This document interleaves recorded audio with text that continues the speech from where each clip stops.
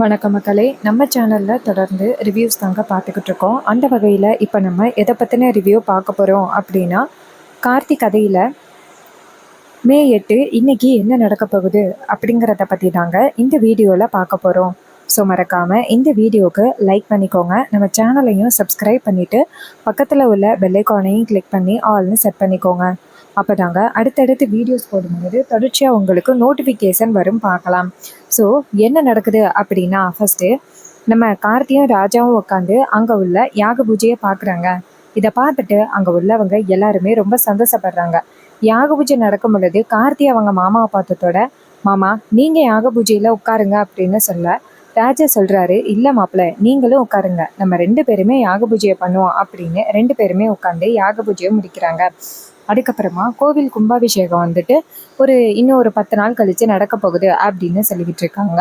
அதுக்குள்ளே அந்த கோவிலில் நிறைய பூஜைகள் எல்லாம் நடக்கும். அதுக்கப்புறம் சாமுண்டீஸ்வரி அங்கே உள்ளவங்கள பார்த்து, சரி ஓகே, யாக பூஜைக்கு கூப்பிட்டீங்க, யாக பூஜை முடிஞ்சிட்டு இனிமேல் கோவில் கும்பாபிஷேகத்தை நாங்கள் வந்து பார்த்துக்குறோம் அப்படின்னு சொன்னதோட பரமேஸ்வரி கேட்குறாங்க, என்ன சாமுண்டீஸ்வரி இப்படி பேசுகிற, அப்படியே வீட்டில் வந்து தங்கியிருந்து ஒரு 10 நாள் கழித்து போகலாம்ல. சாமுண்டீஸ்வரி சொல்கிறாங்க, ஒரே ஒரு நாள் என் புருஷன் இந்த ஊரில் இருந்ததுக்கு போலீஸே அவரை கைது பண்ணி கூட்டிகிட்டு போயிட்டாங்க. அவரை கூட உங்களால் காப்பாற்றவே முடியலை. உங்களை நம்பி நான் இந்த ஊரில் இருக்கவா? ஏற்கனவே உங்கள் வீட்டில் நானும் அம்மாவும் தங்கினதுக்கு எங்கள் அம்மா மேலே திருட்டு பட்டம் கட்டி எங்கள் அம்மாவையே காலி பண்ணிட்டீங்க. மறுபடியும் உங்கள் வீட்டுக்குள்ளே இருந்தால் நான் எதையாவது எடுத்துட்டேன் அப்படின்னு சொல்லி மறுபடியும் என் மேலே திருட்டு பட்டம் கட்டி என் குடும்பத்தையே மறுபடியும் அவமானப்படுத்த மாட்டீங்க அப்படின்னு என்ன நிச்சயம்? வந்த ஒரு நாள்லேயே என் புருஷனுக்கே அவ்வளோ பெரிய ஆபத்து வந்துட்டு இதுக்கு மேலே இங்கேருந்து அவமானப்பட சொல்கிறியா பரமேஸ்வரி? அப்போ பரமேஸ்வரி சொல்கிறாங்க, இங்கே பாரு சாமுண்டீஸ்வரி, நீ சொல்கிறது நியாயம்தான். இந்த ஊருக்கு வந்த உடனே ராஜாவை யார் கைது பண்ண அப்படிங்கிறது எனக்கே தெரியல. அவனுக்கு இப்படிப்பட்ட ஒரு ஆபத்து வந்ததையே நான் எதிர்பார்க்கவே இல்லை. ஆனால் சாமுண்டீஸ்வரி, அவன் கைதானத்துக்கும் எனக்கும் எந்த வித சம்மந்தமும் இல்லை. இங்கே என்ன நடக்குது அப்படிங்கிறது எனக்கும் புரியல. ஆனால் எனக்கும் இதுக்கும் எந்த சம்மந்தமும் இல்லை. நான் இருக்கும் பொழுதே என் பிள்ளைய கைது பண்ணிட்டாங்க அப்படிங்கிறது ரொம்ப பெரிய அவமானம் தான். நீ சொல்கிறதும் சரிதான், நீ கிளம்பு சாமுண்டீஸ்வரி. அப்போ சாமுண்டீஸ்வரி சொல்கிறாங்க, நீ சொல்கிறதுனால தான் இந்த ஊரில் இருக்கேன் அப்படின்லாம் நினைக்காத. எப்படா இந்த ஊரை விட்டு போகலாம் அப்படின்னு நினச்சிக்கிட்டு இருக்கேன் அப்படின்னு நேராக ராஜராஜாவை பார்த்து, என்னங்க பார்த்துக்கிட்டு இருக்கீங்க, வந்ததோட உங்களுக்கு நடந்த அவமானம் போதும், வாங்க. இது கேட்டதோட ராஜராஜா சொல்கிறாரு, இங்கே பாரு சாமுண்டீஸ்வரி, இதுக்கும் அம்மாவுக்கும் எந்த வித சம்மந்தமும் இல்லை. ஏதோ இது நடக்காதது நடந்து போச்சு, அதுக்கு என்ன பண்ணுறது? யாரோ இந்த யாக பூஜைக்கு நான் வரக்கூடாது அப்படிங்கிறதுக்காக இப்படி பண்ணியிருக்காங்க. அதுக்கு போய் நீ அம்மா மேலே பழி போடலாமா? இது கேட்டதோட சாமுண்டீஸ்வரியும், சரி வாங்க வீட்டுக்கு போகலாம் அப்படின்ட்டு கிளம்புறாங்க. ரேவதி நேராக அவங்க பாட்டியை பார்த்து, சரி பாட்டி நாங்கள் கிளம்புறோம், கோவில் கும்பாபிஷேகத்துக்கு வரோம். பாட்டி சொல்கிறாங்க, சரிம்மா, நீங்கள் எல்லாரும் கும்பாபிஷேகத்துக்கு வருவீங்க அப்படின்னு நான் எதிர்பார்த்து காத்துக்கிட்டு இருப்பேன். இதுக்கு சாமுண்டீஸ்வரி சொல்கிறாங்க, ஆமாம், கும்பாபிஷேகத்துக்கு நாங்கள் கண்டிப்பாக வருவோம். அதுவும் குறித்த நேரத்தில் வந்துட்டு திருப்பி போயிடுவோம். மறுபடியும் இருந்தால் என் புருஷன் மறுபடியும் ஏதாவதுல ஒரு ஆபத்தில் மாட்டிப்பார். அப்போ எனக்கு என்ன அப்படின்ட்டு நீ இருப்ப, அதையெல்லாம் என்னால் பார்த்துக்கிட்டு இருக்க முடியாது அப்படின்னு சொல்கிறாங்க. அப்புறமா நம்ம ராஜராஜா சொல்கிறாரு, இங்கே பாரு ஈஸ்வரி, ஏதோ தெரியாமல் நடந்துருச்சு, அதுக்கு அம்மாவை இப்படி பல தடவை குத்தி கட்டி பேசிக்கிட்டே இருப்பியா? சாமுண்டீஸ்வரி சொல்கிறாங்க, இங்கே பாருங்க, உங்களுக்கு வந்த ஆபத்து, அதுவும் பிள்ளை வா வான்னு கூப்பிட்டுட்டு இப்படி தான் ஸ்டேஷனில் கொண்டு போய் உட்கார வைப்பாங்களா? எனக்குள்ள வேதனை எனக்கு தான் தெரியும். இத்தனை வருஷம் ஊரில் இருந்தீங்களே, யாராவது ஒருத்தவங்க உங்ககிட்ட குரல் உயர்த்தி பேச முடியுமா? உங்களை இந்த நிலைமையில கொண்டு போய் ஸ்டேஷனில் உட்கார வைக்க முடியுமா? ஆனால் இந்த ஊருக்கு வந்த நாளே நடந்திருக்கு அப்படின்னா இதுக்கு மேலே இங்கேருந்து என்ன பண்ண போகிறோம், வாங்க அப்படின்னு சொல்லிட்டு சாமுண்டீஸ்வரி ராஜாவை கூட்டிக்கிட்டு கிளம்புறாங்க. அதுக்கப்புறம் நம்ம கார்த்தி நேராக பாட்டியை பார்த்து, சரி போயிட்டு வரேன் பாட்டி. பாட்டி சொல்கிறாங்க, சரிப்பா அப்படின்னு சொன்னதோட எல்லாரும் கிளம்புறாங்க. நேராக வீட்டுக்கு வந்ததோட சாமுண்டீஸ்வரி எல்லாரையும் பார்த்து, இங்கே பாருங்க, இனிமே அந்த ஊருக்கு கும்பாபிஷேகத்துக்கு மட்டும்தான் போகணும், வேறு எந்த காரணத்துக்கும் அந்த ஊர் பக்கம் திரும்பக்கூடாது. அப்போ ராஜராஜா சொல்கிறாரு, ஈஸ்வரி நீ சொல்கிறது என்னைக்காவது நாங்கள் மீறி இருக்கோமா? சரி, நான் இனிமே வந்துட்டு கோவில் கும்பாபிஷேகத்துக்கு தான் அப்படின்னு சொல்லிக்கிட்டு இருக்காங்க. அப்புறமா சாமுண்டீஸ்வரி சொல்கிறாங்க, இங்கே பாருங்க, அப்படியே என் பொண்ணுக்கு தாலி பிரித்து கோக்கிற சடங்கு நடத்தலான்னு இருக்கேன். இது கேட்டதோட ரேவதி அதிர்ச்சி ஆகுறாங்க. அப்போ ரேவதி நினைக்கிறாங்க, எப்படியாவது இந்த இடத்த விட்டு எஸ்கேப் ஆகணும் அப்படின்னு பார்த்தா அம்மா என்ன இந்த மாதிரி ஃபங்க்ஷன்லாம் வச்சுக்கிட்டு இருக்காங்க. சந்திரா கேட்குறாங்க, அக்கா என்னக்கா அதுக்கு இப்போ அவசரம்? ஏற்கனவே ரேவதி இப்போ இரு மனதில் இருக்கா. ஏற்கனவே அவளுக்கு இந்த டிரைவர் ராஜாவை பிடிக்கல. ஆனா நீ விருப்பம் இல்லாம இந்த மாதிரி ஏற்பாடு பண்றது எதுவும் நல்லதுக்கு இல்லை. சொல்றத கேளுக்கா. சாமுண்டீஸ்வரி சொல்றாங்க, சந்திரா அதுக்காக கல்யாணமாகி இத்தனை நாள் ஆயிட்டு தாலி பிரிச்சு கோக்காம இருக்கிறது தப்பில்லையா? இது கேட்டதோட சந்திரா சொல்றாங்க, சரிக்கா நான் எதுவும் சொல்லலை அப்படின்னு சொல்றாங்க. அதுக்கப்புறம் நம்ம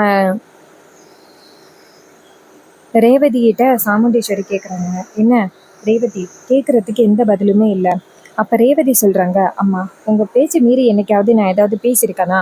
அப்படி இல்லைனாலும் பேச்சு மீறி பேசினாலும் நான் சொல்கிறத என்னைக்காவது நீங்கள் செஞ்சுருக்கீங்களா? அப்படி எதுவுமே இல்லை. இல்லை அப்புறம் எப்படி என்னட்ட பேசுகிறீங்க? இங்கே பாருங்கள், நீங்கள் என்ன முடிவு வேணாலும் எடுங்க, நான் அதில் ஒன்றும் சொல்ல மாட்டேன் அப்படின்னு சொல்லிட்டு ரேவதி அந்த இடத்துலேருந்து போகிறாங்க. ரேவதி எதை நினச்சிக்கிட்டு சொன்னாங்கன்னா, நம்ம என்னதான் சொன்னாலும் அம்மா வந்துட்டு இதை ஏற்பாடு தான் பண்ண போகிறாங்க, இப்போதைக்கு நம்ம ஆப்போசிட்டில் முடியாதுன்னு சொல்லாமல் சரின்னு சொல்லுவோம் அப்படின்னு சொல்லிட்டு ரேவதி அந்த இடத்துலேருந்து ரூமுக்குள்ளே போயிடுறாங்க. அதுக்கப்புறம் சாமுண்டீஸ்வரி, மயில்வாகனம், ராஜராஜா, கார்த்தி 3 பேரையும் பார்த்து, இங்கே பாருங்கள், இன்னும் 2 நாளையில் தாலி பிரித்து கோக்குற சடங்கு நடக்கணும். அதுக்காக எல்லா ஏற்பாடுகளையும் நீங்கள் 2 பேரும் தான் பார்க்கணும். முக்கியமாக அந்த கல்யாணத்துக்கு யார் யார் வந்திருந்தாங்களோ அவங்க எல்லாருமே மறுபடியும் இந்த தாலி பிரிச்சு கோக்குற சடங்குக்கு வரணும். இதுதான் சிறப்பான கல்யாணம் மாதிரி இருக்கணும். இது கேட்டதோட மயில்வாகனம் சொல்றாரு, அத்தை அவ்வளோதானே, எல்லாத்தையும் நாங்கள் பார்த்துக்குறோம், எந்தவித குறையும் இல்லாமல் எல்லாத்தையும் செம்ம சூப்பராக ரெடி பண்ணிடுறோம் அப்படின்னு ராஜா சொல்கிறாரு. இது கேட்டதோட நம்ம சாமுண்டீஸ்வரி சொல்கிறாங்க, சரி அப்படின்னு சொல்லிட்டு நேராக ராஜாவை பார்த்து, மாப்பிள்ளை இதில் உங்களுக்கு எந்தவித கோவமும் இல்லை? கார்த்தி கேட்குறாரு, அத்தை இதில் என்னத்தை எனக்கு கோவம் இருக்க போகுது? சாமுண்டீஸ்வரி சொல்கிறாங்க, இல்லை நீங்கள் ஏதாவது ரேவதிக்கு ஆதரவாக பேசுவீங்களே அதை வச்சு சொன்னேன். கார்த்தி சொல்கிறாரு, இல்லை மேடம், நான் அதெல்லாம் எதுவும் ஆதரவாக பேசலை, நீங்கள் எடுத்த முடிவு சரிதான் அப்படின்னு சொல்லிட்டு கார்த்தி அந்த இடத்துலேருந்து போகிறாரு. அப்புறமா சாமுண்டீஸ்வரி மயில்வாகனத்தை பார்த்து, மாப்பிள்ளை ஏற்பாடுகள் எல்லாத்தையுமே நீங்கள் தான் சிறப்பாக பண்ணணும், சரியா? இது கேட்டதோட மயில்வாகனம், சரித்த நான் பார்த்துக்கிறேங்க, நீங்கள் கவலைப்படாதீங்க அப்படின்னு சொல்கிறாங்க. அதுக்கப்புறம் சீனசி பண்ணி ரேவதியை காமிக்கிறாங்க. கார்த்தி ரூமுக்குள்ளே போகிறாரு. அங்கே போனதோட நம்ம ரேவதி நேராக கார்த்தியை பார்க்க, கார்த்தி ரேவதி கிட்ட தேங்க்ஸ் அப்படின்னு சொல்கிறாரு. அப்போ ரேவதி கேட்குறாங்க, இப்போ எதுக்கு நீ எனக்கு தேங்க்ஸ் சொல்கிற? கார்த்தி சொல்கிறாரு, இல்லை நீங்கள் இல்லைன்னா இந்த கோவில் கும்பாபிஷேகத்துக்கு போயிருக்க முடியாதுல்ல, அதுக்காக தான் நன்றி சொன்னேன். அதுக்கு ரேவதி சொல்கிறாங்க, அதுக்கு எதுக்கு நீ நன்றி சொல்கிற? என்னதான் இருந்தாலும் நான் இது அப்பாவுக்கு கொடுத்த வாக்கு. கல்யாணம் முடிஞ்ச பிறகு அவங்க அம்மா அப்பாவை சந்திக்கிறதுக்கு நான் கூட்டிகிட்டு போகிறேன் அப்படின்னு நான் வாக்கு கொடுத்தேன். அந்த வாக்காக தான் நான் பார்க்குறேன், மற்றபடி உனக்காக நான் ஒன்றும் ஹெல்ப் பண்ணலை. இதை கேட்டதோட கார்த்தியும் சரி அப்படிங்க. அப்போ ரேவதி சொல்கிறாங்க, இங்கே பாரு, அதோட தாலி பிரித்து கோக்குற சடங்குக்கு என்னடா இவ உடனே ஒத்துக்கிட்டா அப்படின்னு உனக்கு குழப்பம் வந்திருக்குமே. அப்போ கார்த்தி சொல்கிறாரு, அதுக்கும் நீ ஏதாவது பிளான் வச்சுருப்ப, அதனால தான் நீ இப்படி பேசுகிற. அப்போ ரேவதி சொல்கிறாங்க, பரவாயில்லையே சுலபமாக கண்டுபிடிச்சிட்ட. இங்கே பாரு, இப்போதைக்கு நான் அம்மாவுக்கு ஆப்போசிட்டாக ஏதாவது பேசினேன்னா கண்டிப்பாக அம்மா வந்துட்டு ஏதாவது வேறு பிரச்சனையை கொண்டுட்டு வருவாங்க. அதனால தான் இப்போதைக்கு அம்மா கிட்ட சரின்னு சொல்லிட்டேன். அதோட இன்னொரு முக்கியமான விஷயம், நான் வெளிநாடு போகிறதுக்கு நீ எப்படி எனக்கு உதவி பண்ணியோ அதே மாதிரி நான் வெளிநாடு போகிறதுக்கு யாருக்கும் தெரியாமல் நீ தான் உதவி பண்ணணும். அப்போ கார்த்தி கேட்குறாரு, என்ன பொய் சொல்கிறியா? ரேவதி கேட்குறாங்க, இங்கே பாரு, எனக்கு சுத்தமாக இங்கே இருக்கிறதுக்கு பிடிக்கவே இல்லை, ரொம்ப டிப்ரெஷன் ஆகுது, இன்னும் கொஞ்ச நாளில் ரொம்ப டிப்ரெஷனுக்கே போயிடுவேன். அந்த நிலைமையில நான் போகணும் அப்படின்னு நினைக்கிறியா? எப்படி நான் வெளிநாடு போகிறதுக்கு எல்லாத்துலேயும் கையெழுத்து போட்டு எனக்கு உதவி பண்ணியோ அதே மாதிரி நான் வெளிநாடு போகிறதுக்கு நீ உதவி பண்ணணும். அப்போ கார்த்தி கேட்குறாரு, சரி அம்மா அப்பாவை விட்டு பிரியணும் அப்படின்னு நீ நினச்சிட்டியா? ரேவதி சொல்கிறாங்க, இங்கே பாரு, எனக்கு இங்கே இருக்கிறது சுத்தமாக பிடிக்கவே இல்லை, எப்படா இந்த இடத்த விட்டு போகணும் அப்படின்னு தான் தோணுது, அதனால தான் சொல்கிறேன். இது கேட்டதோட கார்த்தியும் சரி ஓகே, இதுக்கு மேலே உன்கிட்ட பேசி எந்தவித பிரயோஜனமும் இல்லை அப்படிங்கிறதே தெரிஞ்சு போச்சு, சரி என்ன பண்ணணும்னு சொல்ல. அப்போ ரேவதி சொல்கிறாங்க, இங்கே பாரு, நாளைக்கு ஒரு முக்கியமான இடத்துக்கு போக வேண்டியது இருக்குது. கார்த்தி கேட்குறாரு, எந்த முக்கியமான இடம்? அப்போ ரேவதி சொல்கிறாங்க, அதை இப்போ சொல்ல முடியாது, வா போகலாம் அப்படின்னு சொன்னதோட கார்த்தியும் சரி அப்படிங்கிறாரு. இன்னொரு பக்கம் நம்ம மயில்வாகனம், ராஜராஜா 2 பேருமே ரேவதியோட இந்த தாலி பிரிச்சு கோக்குற சடங்கை எப்படி சிறப்பாக கொண்டாடுறது அப்படின்னு நினச்சிட்டு இருக்காங்க. இன்னொரு பக்கம் மறுநாள் காலை ரேவதி நேராக கார்த்தியை பார்த்து, இங்கே பாரு, ஒரு முக்கியமான இடத்துக்கு போகணும்னு சொன்னனே, கிளம்புறியா? கார்த்தி சொல்கிறாரு, சரி கிளம்பலாம் அப்படின்னு சொல்லிட்டு 2 பேருமே சேர்ந்து கிளம்புறாங்க. 2 பேருமே சேர்ந்து ஒரு லாயர் ஆஃபீஸ்க்கு போகிறாங்க. அப்போ தான் கார்த்திக் கேட்குறாரு, இப்போ எதுக்கு நம்ம இங்கே வந்திருக்கோம்? அப்போ ரேவதி சொல்கிறாங்க, இங்கே பாரு, ரொம்ப முக்கியமான விஷயம்தான், வா, இங்கேயும் ஒரு கையெழுத்து போட்டு கொடுத்தா போதும். கார்த்தியும் சரி அப்படிங்கிறாரு. நேராக அந்த லாயர் ஆஃபீஸ்க்குள்ளே போனதோட அங்கே உள்ளவர் நேராக ரேவதியை பார்த்து, இங்கே பாருங்க, சார்கிட்ட எல்லாமே சொல்லி கூட்டிகிட்டு வந்துட்டீங்கல்ல, அவருக்கும் இதில் விருப்பம் தானே? கார்த்தி ரேவதியை பார்த்து, ரேவதி என்ன ரேவதி கேட்குறாரு, என்ன விருப்பம் தானே அப்படின்னு கேட்குறாரு. ரேவதி சொல்கிறாங்க, இங்கே பாரு, நீ அமைதியாக இரு, கையெழுத்து போட்டால் போதும். அப்போ கார்த்தி கேட்குறாரு, ரேவதி என்னன்னு சொல்லு, ஏதாவது பிரச்சனையாகிற போகுது. அப்போ வக்கீல் சொல்கிறாரு, என்னம்மா இவர்கிட்ட எந்த விஷயத்தையும் சொல்லலையா? அப்போ ரேவதி சொல்கிறாங்க, இல்லை சார், நான் எந்த விஷயத்தையும் சொல்லலை. அப்போ லாயர் சொல்கிறாரு, சார் உங்களுக்கு விவாகரத்து அந்த பொண்ணு அப்ளை பண்ணியிருக்காங்க, அதில் அந்த பொண்ணு கையெழுத்து போட்டாங்க, நீங்கள் கையெழுத்து போட்டிங்கன்னா விவாகரத்து கரெக்டாக வந்துடும். இது கேட்டதோட கார்த்தி அதிர்ச்சி ஆகுறாரு. கார்த்தி டக்குன்னு கிளம்பி வெளியில் வராரு. அப்போ வக்கீல் கேட்குறாரு, என்னம்மா அந்த பையன்கிட்ட எதுவுமே சொல்லி கூட்டிகிட்டு வரலையா? இதில் அந்த பையனுக்கு சம்மதம் இல்லை அப்படின்னா கண்டிப்பாக விவாகரத்து கிடைக்கிறது ரொம்ப கஷ்டம்.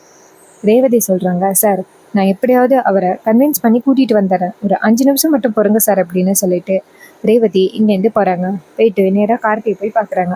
கார்த்தி நேராக ரேவதி கிட்ட, வா வீட்டுக்கு போகலாம் அப்படின்னு சொல்கிறாரு. அப்போ ரேவதி கேட்குறாங்க, இப்போ எதுக்கு நீ வீட்டுக்கு கூப்பிட்ற? அப்போ கார்த்தி சொல்கிறாரு, இங்கே பாரு, இந்த விவாகரத்துக்காக தான் என்னை கூட்டிகிட்டு வந்தேன் அப்படின்னு தெரிஞ்சிச்சுன்னா முன்னாடியே நான் வந்திருக்க மாட்டேன். என்ன ரேவதி இப்படி முடிவு பண்ணுற? அப்போ ரேவதி சொல்கிறாங்க, என்னை என்ன பண்ண சொல்கிற?